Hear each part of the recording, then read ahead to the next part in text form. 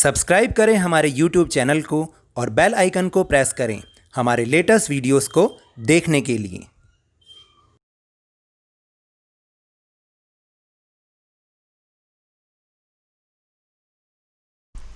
Hello and welcome to Lavneesh Sir की class.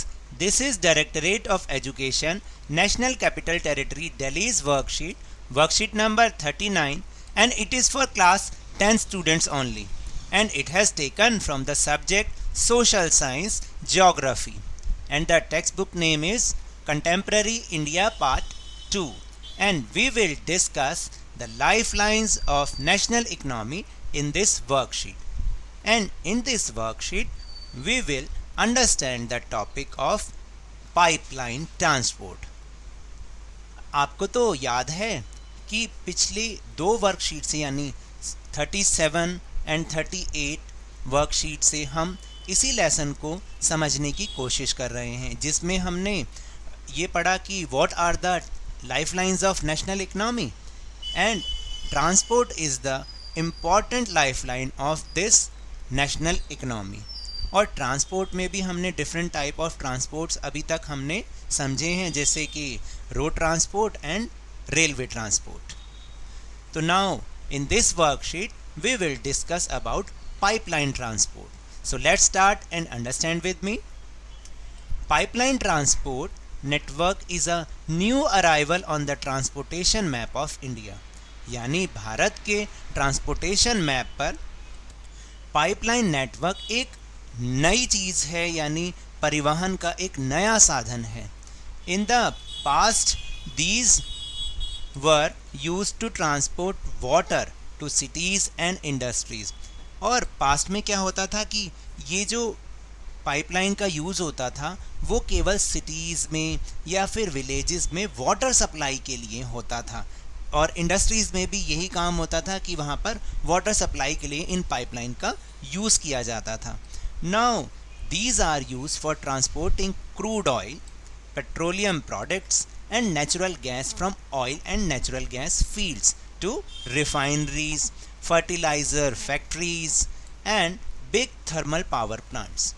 यानी अब इनका यूज़ क्रूड ऑयल के ट्रांसपोर्ट में और पेट्रोलियम प्रोडक्ट, जो भी पेट्रोलियम के प्रोडक्ट्स हैं उनके ट्रांसपोर्ट में, इसी तरह जो नेचुरल गैस फील्ड को चाहिए होती है, नेचुरल गैस फील्ड से रिफाइनरी तक नेचुरल गैस को ट्रांसपोर्ट करने के लिए, फर्टिलाइज़र्स फैक्ट्रीज़ में ट्रांसपोर्ट करने के लिए, और जो बड़े बड़े बिग थर्मल पावर प्लांट्स हैं वहाँ पर ऑयल एंड नेचुरल गैस को ट्रांसपोर्ट करने के लिए इनका अब यूज़ किया जाता है। Solids can also be transported through a pipeline when converted into slurry। और देखिए, पहले तो हम सोचते थे कि केवल जो लिक्विड फॉर्म में जो भी चीज़ें होती हैं उन्हीं को ही इस पाइपलाइन के थ्रू ट्रांसपोर्ट किया जाता है, लेकिन डू यू नो कि सॉलिड्स को भी स्लरी पोजीशन में कन्वर्ट करके इस पाइपलाइन के थ्रू ट्रांसपोर्ट किया जाता है। यानी उसको पहले लिक्विड फॉर्म में चेंज किया जाता है और फिर पाइपलाइन के थ्रू उसको भेजा जाता है, ट्रांसपोर्ट किया जाता है। The far inland in locations of refineries like Barauni, Mathura, Panipat and gas based fertiliser plants could be thought of only because of pipelines. तो देखिए, जो बिल्कुल देश के भीतरी भागों में जगहें हैं जैसे बरौनी, मथुरा, पानीपत, और यहाँ पर भी, और जो gas based fertiliser power plants हैं वहाँ पर केवल और केवल इन पाइपलाइन के ज़रिए ही हम जो है चीज़ों को ट्रांसपोर्ट करते हैं। और ये संभव भी इसी से हो पाया है कि पाइपलाइन के थ्रू जब यहाँ पर ऑयल एंड नेचुरल गैस ये सब चीज़ें हमने भेजी पाइपलाइन के थ्रू, तभी यहाँ पर ये सेटअप करना पॉसिबल हो पाया है, वरना शायद कोई सोच भी नहीं सकता था। Initial cost of laying pipelines is high, but subsequent running costs are minimal। देखिए, ये तो थोड़ा सा है कि भाई जब गवर्नमेंट इन पाइपलाइंस को बिछाती है तो उसकी कॉस्ट थोड़ी सी ज़्यादा आती है, लेकिन जो इसकी रनिंग कॉस्ट होती है वो बहुत मिनिमल यानी कम होती है। तो बहुत सारी ऐसी चीज़ें हैं, देखिए जैसे, क्योंकि अभी अभी हमने ये पढ़ा कि ये पाइपलाइंस कहीं पर भी जैसे जो रग्ड एरिया होते हैं या हिली माउंटेन एरिया होते हैं, और इवन अंडर वाटर भी इनको हम बिछा सकते हैं। और अगर इसकी जगह हम किसी और ट्रांसपोर्ट मींस का यूज़ करेंगे तो हमारी जो ट्रांसपोर्टेशन कॉस्ट है वही इतनी ज़्यादा हो जाएगी। इसके अलावा जो उनको आने जाने में उनको जैमिंग प्रॉब्लम फेस करनी पड़ती है और बहुत सारी प्रॉब्लम फेस करनी पड़ती है। इवन जो दूसरे मोड ऑफ ट्रांसपोर्ट हैं उनमें मेंटेनेंस का खर्चा बहुत ज़्यादा होता है। तो रादर देन ये पाइपलाइंस जो हैं इनमें मेंटेनेंस कॉस्ट बहुत कम रहती है, तो इसलिए ये कहा गया है कि इसकी जो सब्सिक्वेंट रनिंग कॉस्ट होती है वो बहुत ज़्यादा मिनिमल या मिनिमाइज होती है। It rules out transshipment losses और डिलेज। देखिए अभी यही बताया गया है कि जितने भी जब एक जगह से दूसरी जगह पर जाना होता है या जितने भी डिलेज होते हैं वो सब इस पाइपलाइन ट्रांसपोर्ट में फेस नहीं करना पड़ता। There are 3 important networks of pipeline transportation in the country. और क्या आप जानते हैं कि जैसे रोड नेटवर्क था ऐसे ही ये पाइपलाइन नेटवर्क भी है, और पूरी कंट्री में 3 इम्पॉर्टेंट नेटवर्क हैं पाइपलाइन ट्रांसपोर्टेशन के। वो कौन कौन से हैं चलिए अब मेरे साथ जानते हैं। The first network of pipeline is from oil field in Upper Assam to Kanpur, Uttar Pradesh via Guwahati, Barauni and Allahabad. It has branches from Barauni to Haldia via Rajband to Maurigram and Guwahati to Siliguri। तो आप जानते हैं, देखिए आप कि कितनी लंबी pipeline बिछी हुई है असम से लेकर और उत्तर प्रदेश तक, और इसकी जो ब्रांचेस हैं वो हल्दिया यानी वेस्ट बंगाल में भी जा रही हैं। Second network of pipeline transportation is from Salaya in Gujarat to Jalandhar in Punjab via Viramgam, Mathura, Delhi and Sonipat. It has branches to connect Koyali near Vadodara Gujarat, Chakshu and other places. और देखिए जो दूसरी लाइन है वो गुजरात में सलाया से लेकर जालंधर पंजाब तक जा रही है, और बीच बीच में किसको कनेक्ट कर रही है, मथुरा को, विरमगांव और दिल्ली और सोनीपत को, यानी ये भी नेटवर्क बहुत ज़्यादा लंबा है। And the third network is gas pipeline from Hazira in Gujarat connects Jagdishpur in Uttar Pradesh via Vijaypur in Madhya प्रदेश।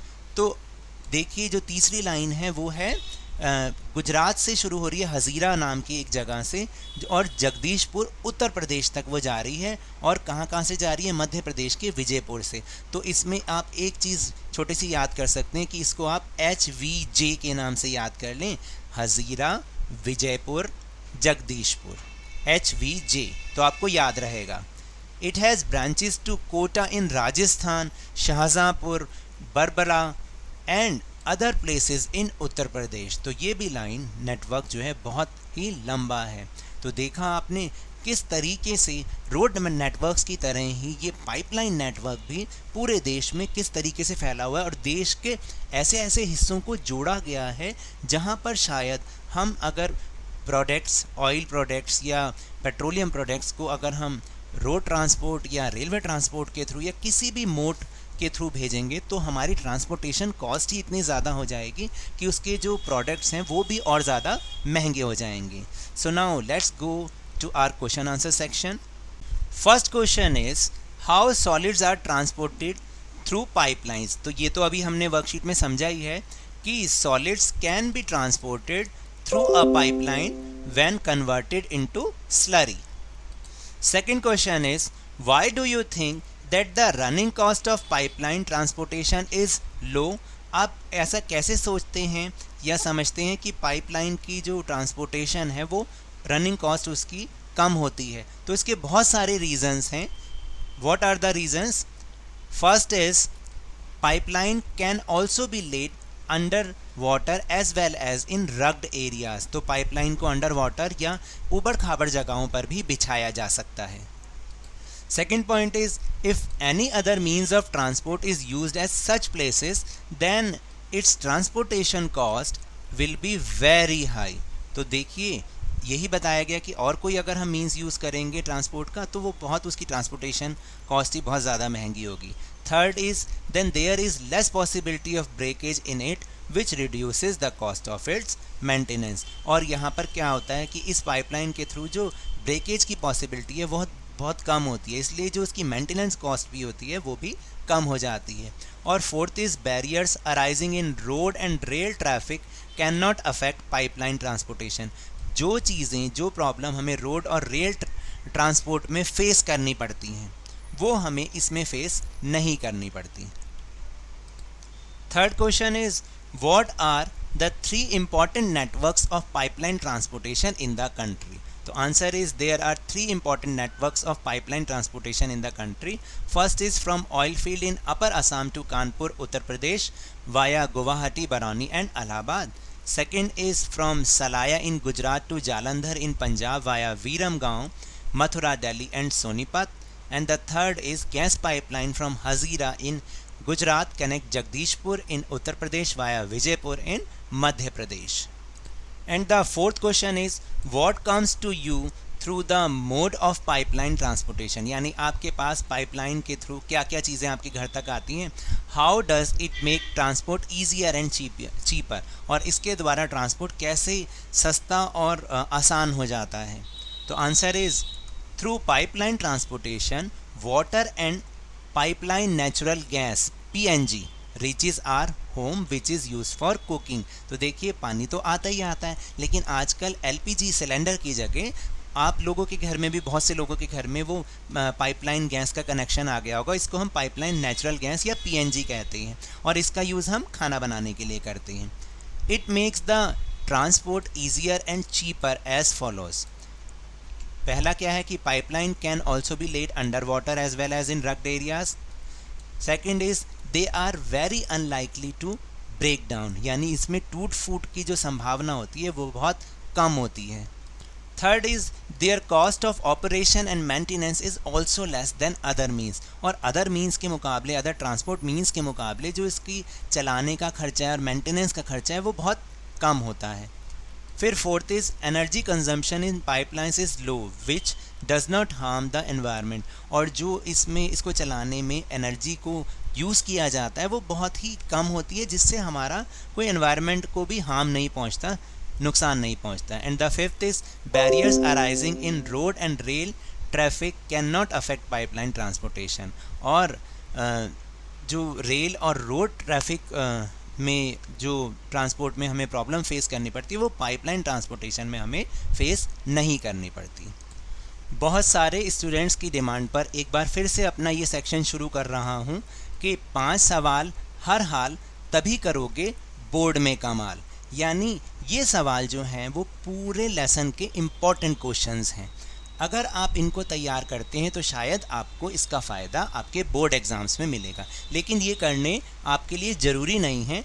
ये सिर्फ़ और सिर्फ प्रैक्टिस के लिए हैं. आप करना चाहते हैं तो कीजिए, नहीं करना चाहते तो मत कीजिए, लेकिन ये सिर्फ प्रैक्टिस के लिए हैं. और पहले बता दूं ये इम्पॉर्टेंट क्वेश्चंस हैं जो अक्सर बोर्ड के एग्ज़ाम्स में आते हैं. तो क्या हैं ये, चलिए जानते हैं. फर्स्ट क्वेश्चन इज़ क्षमता के आधार पर सड़कों का वर्गीकरण. मैंने इंग्लिश में भी लिखा है, हिंदी में भी लिखा है. Classify the roads on the basis of capacity. इसमें आपको टाइप ऑफ रोड्स लिखना है, जैसे national highways, state highways, border roads, ये सब चीज़ें इसमें आपको लिखनी है जो आपको अपनी टेक्स्ट बुक में आराम से मिल जाएगा. Second question is how geographical, economic and administrative factors affect the rail network in India. यानी जो रेल ट्रैफिक है, रेल ट्रांसपोर्ट है, उसको क्या समस्याएं फेस करनी पड़ती हैं, problems of the rail transport, इसमें वो लिखना है. And the third question is how is road transport better than rail transport. इसमें आपको रोड ट्रांसपोर्ट की जो स्पेसिफिकेशंस लिखनी है, उसके एडवांटेजेस लिखने हैं कि वो रेल ट्रांसपोर्ट से कैसे अच्छा है. Fourth question is which are 3 major networks of pipeline transport in India. यानी अभी अभी हमने क्वेश्चन भी किया है कि पाइपलाइन ट्रांसपोर्ट के 3 मेजर नेटवर्क्स कौन कौन से उनके बारे में बताना है. And the last question is what are the major problems of road transport in India. अब आपको रोड ट्रांसपोर्ट की प्रॉब्लम्स को लिखना है और ये अक्सर 5 मार्क्स के एग्ज़ाम में आपको आते हैं. तो that's all for this worksheet. अगर मेरे इस तरह समझाने से आपको थोड़ा सा भी समझ में आया हो तो इस चैनल को ज़्यादा से ज़्यादा सब्सक्राइब कीजिए, लाइक कीजिए और बहुत ज़्यादा शेयर कीजिए और मेरे साथ इसी तरह वर्कशीट को समझते रहिए, लेकिन ध्यान और मन लगाकर ज़रूर पढ़ते रहिए, बहुत मेहनत से पढ़ते रहिए। Thank you very much.